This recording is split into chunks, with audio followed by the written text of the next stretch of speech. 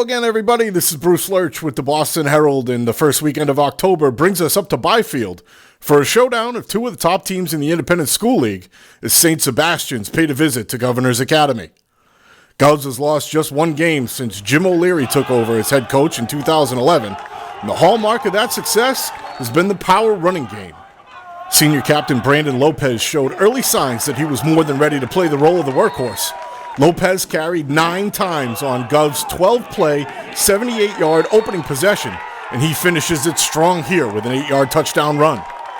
After the defense came through with a 3-and-out, Govs went back to the ground, this time with a heavy dose of both Lopez and Hamilton Wenham transfer Cam Macri. Committed to the University of North Carolina for lacrosse, Macri's got plenty of ability on the football field too, and he made his mark here, cutting this run back and then bursting through open space for a 17-yard score that gave Governors a 13-0 lead. St. Sebastian's got itself going in the second quarter behind quarterback Jeff Wade.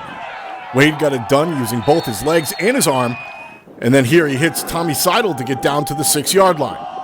2 plays later, it's Wade, play action, rolling to his left and throwing across his body to find Matt Daniel in the end zone to make it a 13-7 game. We've got more from Wade and Daniel here in the second quarter. Check out this terrific catch by Daniel as the senior leaps high over his defender, manages to grab control of the ball on his way down to the turf for a huge gain.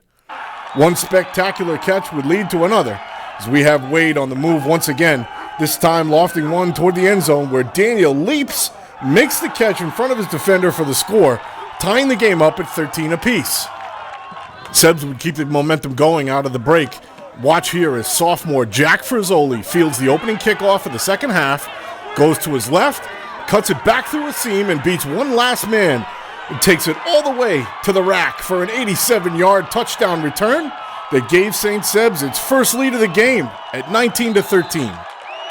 They say that the road to the ISL title goes through Byfield for a reason, though, and Governors was far from finished. With the offensive line in full control of the trenches, Govs fed the Arrows a steady diet of Lopez, Macri, and Ryan Day and put together another 12-play drive to retake the lead as Lopez plows through from 5 yards out. It was more of the same on Gov's next possession as Lopez, Macri, Day, and even quarterback Seth Harrell continued to gash the Arrows' defense. Lopez would finish the game with 170 yards on the ground, and he went in here from the 2 for his 3rd touchdown and a 28-19 lead early in the 4th quarter. Got to give credit to the linemen. I mean, I'm getting the glory right now with those guys. They're huge. They shut the other team down. You know, they're linebackers, 41, 35. They're great players, but I mean, like Coach said, Tyler Harrington, you just shut them down. You know, and making huge holes for me. You know. It's just great, you know. He's one of the toughest kids I know right here, right? I mean, just hard-nosed, never gives up.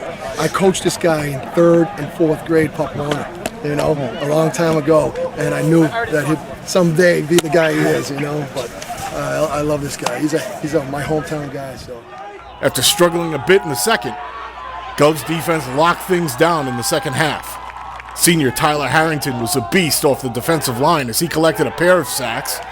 The Sebs had one more good scoring chance in the 4th, but Larson Bidstrup came through with a huge play. Watch here as Wade's pass goes off the fingertips of his receiver, and then a diving Bidstrup tips it forward to himself, and then he makes a great catch as he lands on the ground for the interception.